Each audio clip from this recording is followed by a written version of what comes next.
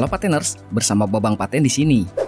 Jika kebanyakan museum adalah isinya benda-benda bersejarah, lain halnya dengan museum-museum ini. Tapi sebelumnya, subscribe dulu channel ini secara gratis. Jangan lupa klik loncengnya. Juga like, comment, share ke media sosial kalian ya, agar channel ini terus berkembang dan selalu berbagi informasi hal menarik lainnya.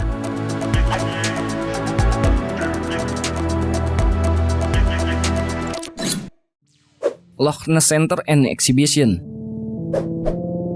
Museum yang terletak di negara Skotlandia ini memiliki kisah yang unik dalam pembangunan awalnya bangunan ini. Mengusung tema yang membahas tentang Nessie, makhluk mitologi yang dipercaya telah berkeliaran di sekitar wilayah dataran tinggi Skotlandia.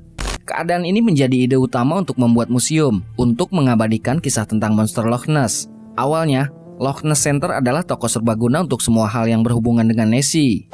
Museum ini sudah berdiri lebih dari 30 tahun yang lalu. Pameran yang sering dilakukan di museum ini memberikan sejarah besar dari berbagai cerita monster Loch Ness dan juga memberikan foto penampakan yang berhubungan dengan legenda lokal.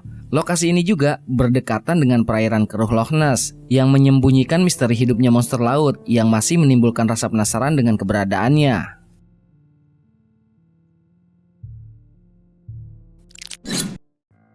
Museum Mothman.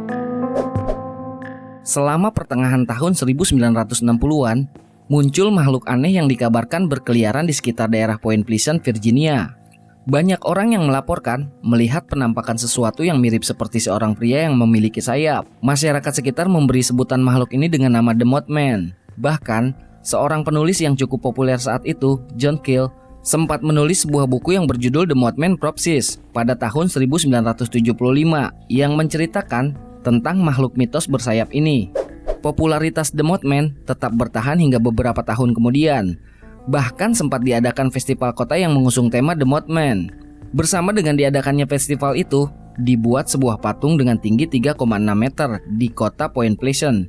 Tempat di sebelah jalan tempat patung itu berdiri, terdapat bangunan Museum Mothman. Museum ini memiliki banyak alat peraga serta tulisan-tulisan yang membuat cerita tentang penampakan monster The Mothman. Pengunjung museum ini juga dapat menyaksikan film dokumenter yang menceritakan asal-usul munculnya The Mothman, serta segala hal yang berkaitan dengan dirinya. Tak hanya itu, pihak museum juga memberikan ekstra tur bagi pengunjung yang tertarik untuk mengunjungi tempat-tempat yang berkaitan dengan munculnya The Mothman saat menampakkan diri bagi beberapa orang. Beberapa pengunjung yang melakukan tur ini dapat merasakan sensasi mengerikan ketika berhadapan dengan makhluk mitos The Mothman.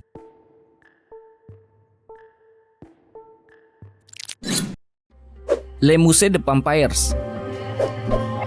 Seperti yang kita tahu, Dracula berwujud seperti manusia, namun memiliki kemampuan untuk berpindah tempat dengan cepat dan memiliki kekuatan dan ketahanan tubuh yang berkali-kali lipat daripada manusia pada umumnya.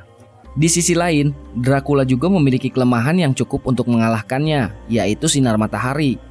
Oleh karena itu, aktivitas makhluk ini hanya dilakukan pada saat malam hari saja. Saat mentari mulai bersinar, Dracula akan beristirahat dan bersembunyi di tempat yang gelap dan berlindung dari sinar matahari. Le Musée des Vampires atau Museum Vampir terletak di Paris. Ukuran dari museum ini tergolong lebih kecil dari museum-museum lainnya, karena awalnya museum ini adalah kediaman pribadi dari pemiliknya. Museum ini berisi hal-hal yang berhubungan dengan vampir atau Dracula. Koleksi-koleksi yang ada di dalam museum ini adalah milik pribadi miliknya dan hanya menayangkan koleksi-koleksinya dalam waktu tertentu saja. Beberapa koleksi yang cukup membuat kagum adalah peti mati asli yang diyakini milik Dracula yang digunakan sebagai tempat bersembunyi dari sinar matahari. Selain peti mati, ada juga properti lengkap lainnya yang diyakini berhubungan dengan Dracula, seperti lukisan, buku, kucing yang diawetkan, dan lainnya. Museum ini hanya buka dalam hari-hari tertentu saja. Bagi para pengunjung yang beruntung, dapat memesan paket tur khusus yang diberikan pihak museum untuk dapat merasakan sensasi menyeramkan tersendiri.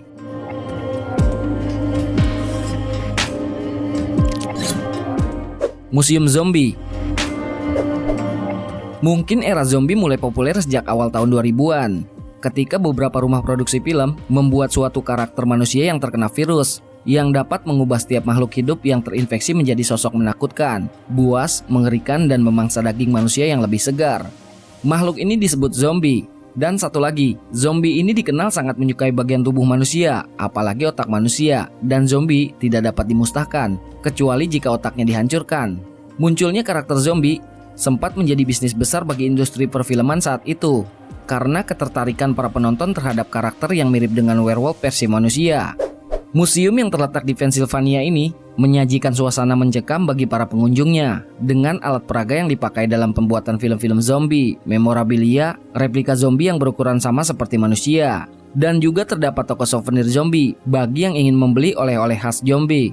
Lokasi museum ini berdekatan dengan Mall Monroeville yang pernah dijadikan sebagai lokasi pembuatan zombie yang meraih kesuksesan dan cukup populer pada tahun 2003 silam.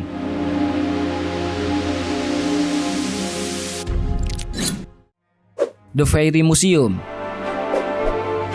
Kisah tentang peri banyak muncul di dongeng-dongeng yang dibaca oleh orang tua kepada anaknya sebelum mereka tidur.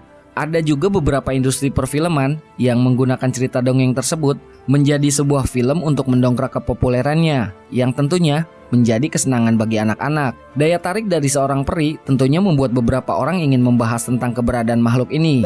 Salah satunya seperti pembangunan museum peri ini. Dengan sejarah yang kaya dan beragam, seharusnya tidak mengherankan bahwa seseorang mendapat ide cemerlang untuk menempatkan hampir semua properti tentang peri layaknya di film-film. Seolah-olah makhluk ini mempunyai eksistensi di dunia nyata, namun mitos tetaplah mitos. The Fairy Museum berisi artefak dan peninggalan yang konon digunakan oleh peri, jinom dan fiksi. Selain itu, pengunjung juga dapat membeli berbagai souvenir yang berhubungan dengan peri seperti kalung botol peri, tongkat peri, lonceng peri, dan masih banyak lainnya.